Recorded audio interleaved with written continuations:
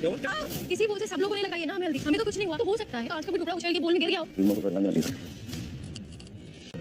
आपने कहा आप अमन की शादी तक यहाँ पर रुकना चाहती, इसलिए मैंने मन्नत जी से रिक्वेस्ट की थी कि अगर आप अमन को खुश देखना चाहती हैं तो जहाँ पर खड़ी हैं वहीं पर खड़े होकर सिर्फ मुस्कुराइए, सिर्फ देखिए, एंजॉय कीजिए।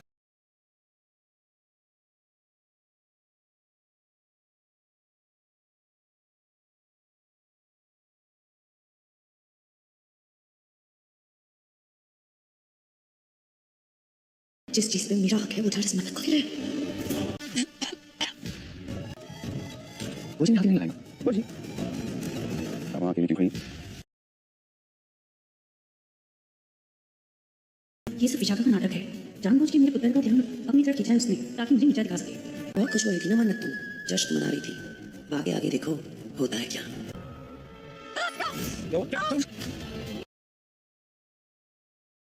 यही मौका है वो फोटोज और वीडियोस विक्रांत के कमरे में रखने का।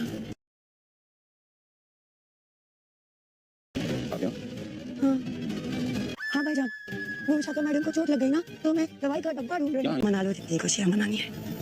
एक बार विक्रांत ने ये फोटोज और वीडियोस देख लिए, उसके बाद इस घर में तूफान आएगा। नहीं, तुमने तो हल्दी में कांच नहीं डाली है ना?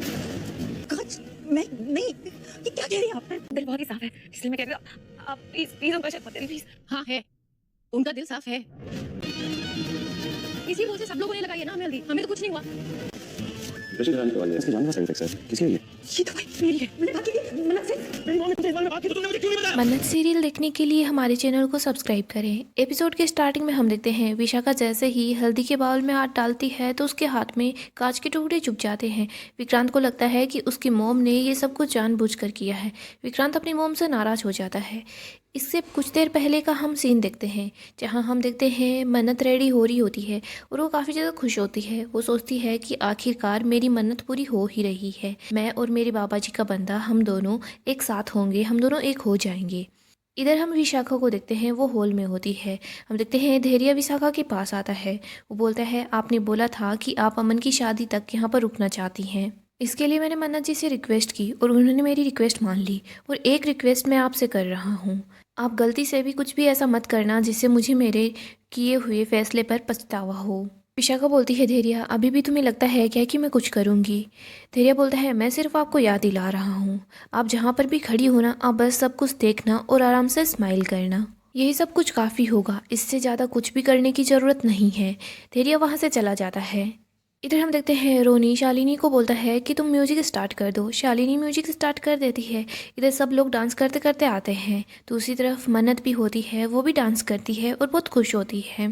मन्नत, विक्रांत और घर के सभी लोग बहुत खुश होते हैं, लेकिन मल्लिका, विशाखा और ऐश्वर्या ये तीनों बिल्कुल भी खुश नहीं होती। हम देखते हैं हल्दी की रस्म स्टार्ट हो जाती है। दादी विक्रांत को हल्दी लगाती है। इधर श्रुति मन्नत को हल्दी लगाती है और बहुत खुश होती है। सभी लोग डांस भी करते हैं। इसके बाद रोनी और नीतू वहाँ पर आते हैं, वो भी विक्रांत और मन्नत दोनों को हल्दी लगा देते हैं। फिर हम देखते हैं गगन और रवीना वहाँ पर आते हैं, वो भी मन्नत और विक्रांत दोनों को हल्दी लगा देते हैं। इसके बाद गगन मन्नत के लिए गिफ्ट लेकर आता है। गगन बोलता है ये मेरी बेटी के लिए आशीर्वाद है, हमेशा इन्हें अपने पास रखना।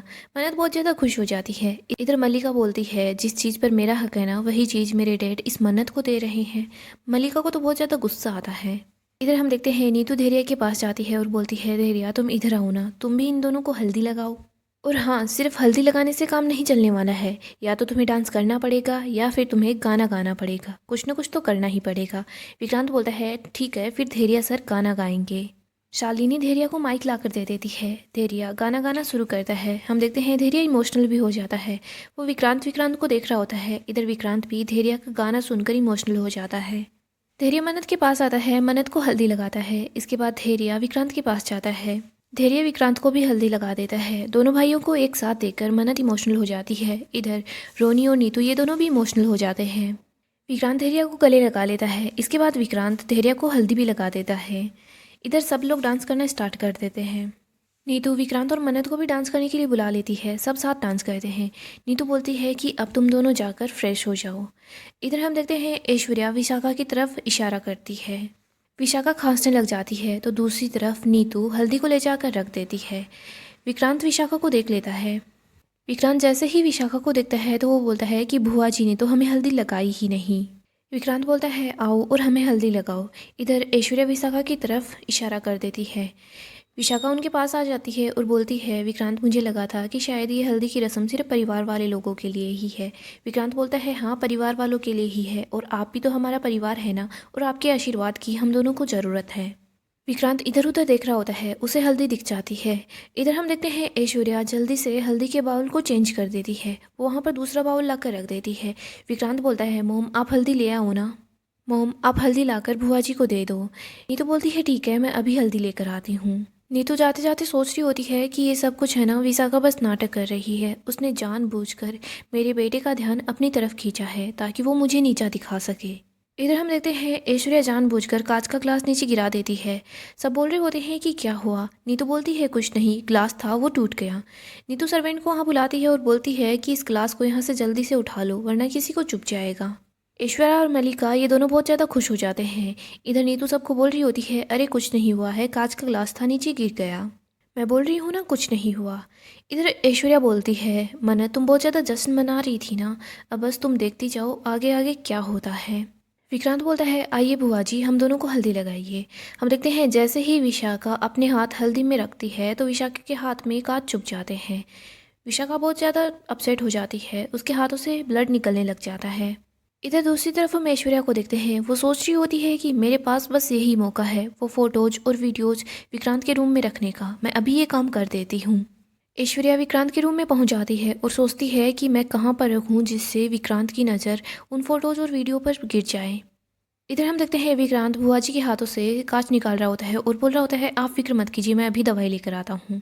विक्रांत वहाँ से चला जाता है। ऐश्वर्या कबर्ड को खोलती है, वो वहाँ पर एक हार को देखती है। वो सोचती है कि विक्रांत आज के दिन इस हार को पहनेगा ना तो वो कबर्ड को ज़रूर खोलेगा और यहाँ आसपास की चीज़ उसे ज़रूर दिखाई देगी। मुझे ये वीडियोज़ और फ़ोटोज़ यहीं रख देने चाहिए। ऐश्वर्या वीडियो और फोटोज़ को उस हार के बॉक्स के नीचे रख देती है। फिर वो सोचती है नहीं इसके ऊपर रख देना ठीक होगा, वो उनको ऊपर की साइड रख देती है। कबर्ड बंद करके वो वहाँ से निकल रही होती है, लेकिन तभी सामने विक्रांत होता है। ऐश्वर्या सोचती है कि विक्रांत ने मुझे देख लिया। इधर विक्रांत बोलता है आप यहाँ पर। ऐश्वर्या बोलती है हाँ। विक्रांत बोलता है आपको किसी चीज़ की ज़रूरत है क्या। ऐश्वर्या बोलती है हाँ भाईजान, वो विशाखा मैडम को चोट लग गई है ना तो मैं दवाई का डिब्बा ढूंढ रही थी लेकिन मुझे दवाई का डिब्बा मिल ही नहीं रहा। हम देखते हैं विक्रांत दवाई का डिब्बा उठा लेता है और बोलता है ये यहाँ पर था। ऐश्वर्या बोलती है शुक्रिया भाईजान, अब जल्दी से चलते हैं। हम देखते हैं विक्रांत वहाँ से चला जाता है। इधर ऐश्वर्या खुश हो जाती है, वो सोच रही होती है कि मना लो जितनी खुशियाँ मनानी है। एक बार विक्रांत ये फ़ोटोज़ और वीडियोज़ देख लेगा ना तो उसके बाद इस घर में तूफान आने वाला है, लेकिन उससे पहले कुछ और होगा जिसकी वजह से विशाखा का जो झूठ है ना वो नीतू और रोनी के सच पर भारी पड़ेगा। इधर हम देखते हैं धैर्य अपनी माँ के पास ही होता है, दादी भी वहीं होती है। विक्रांत वहाँ पहुँच जाता है। दादी बोलती है विक्रांत जख्म तो बहुत ही ज़्यादा गहरा है। दादी नीतू के पास जाती है और बोलती है नीतू कहीं तुमने तो हल्दी में कांच नहीं डाल दिए थे ना। मन्नत बोलती है दादी जी आप ये कैसी बात कर रही हैं, नीतू मैम ऐसा क्यों करेगी। रोनी भी बोलता है आंटी जी आप ये कैसी बात कर रही हैं। इधर नीतू बोलती है आंटी जी अब कैसी बात कर रही हैं, मैं ऐसी हरकत क्यों ही करूँगी। दादी बोलती है लेकिन कांच गिरा था ना वहाँ पर। इधर हम देखते हैं विशाखा बोलती है कीरत जी आप भाभी पर इल्ज़ाम क्यों लगा रही हैं। विशाखा बोलती है ये सब सिर्फ हादसा था। इधर हम देखते हैं ऐश्वर्या मल्लिका की तरफ इशारा करती है। मल्लिका धीरे धीरे करके पीछे की साइड खिसकती है। मल्लिका के हाथ में वही दवाइयाँ होती है जो नीतू बचपन में विक्रांत को दिया करती थी। इधर विशाखा बोलती है कीरत जी भाभी का दिल है ना वो बहुत ही साफ है, वो ऐसा नहीं कर सकती, प्लीज़ आप उन पर इल्ज़ाम मत लगाइए। मन्नत बोलती है हाँ इनका दिल बहुत अच्छा है, ये कभी भी किसी को चोट पहुंचाने के बारे में सोच भी नहीं सकती। मन्नत बोलती है विक्रांत सर हो सकता है माँ जब वहाँ पर वो बॉल लेने के लिए गई थी तब वहाँ पर कांच गिरा था ना तो कांच का टुकड़ा उछलकर अंदर गिर गया होगा।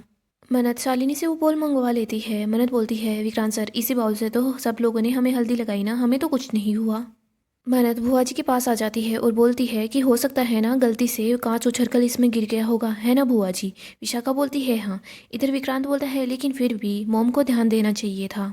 नीतू बोलती है विक्रांत मैंने ऐसा कुछ भी नहीं किया है, मुझे नहीं पता ये कांच का टुकड़ा इसके अंदर कैसे आ गया, मैं बाबा जी की कसम खाकर कहती हूँ मैंने ऐसा कुछ भी नहीं किया। गाइस डेली अपडेट के लिए आप हमारे चैनल को सब्सक्राइब करें, साथ ही साथ वीडियो को भी लाइक कर दें।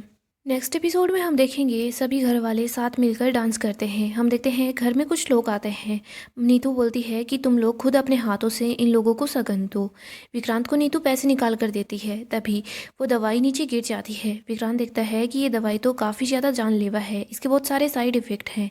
विक्रांत बोलता है मोम ये दवाई किसकी है? नीतू बोलती है ये मेरी ही है, मैंने मन्नत से बात की। विक्रांत मन्नत पर गुस्सा करता है और बोलता है मोम ने तुमसे बात की तो तुमने मुझे क्यों नहीं बताया? दोस्तों नेक्स्ट एपिसोड में काफ़ी बड़ा धमाका होने वाला है। अपडेट के लिए हमारे चैनल को सब्सक्राइब करें और वीडियो को भी लाइक कर दें।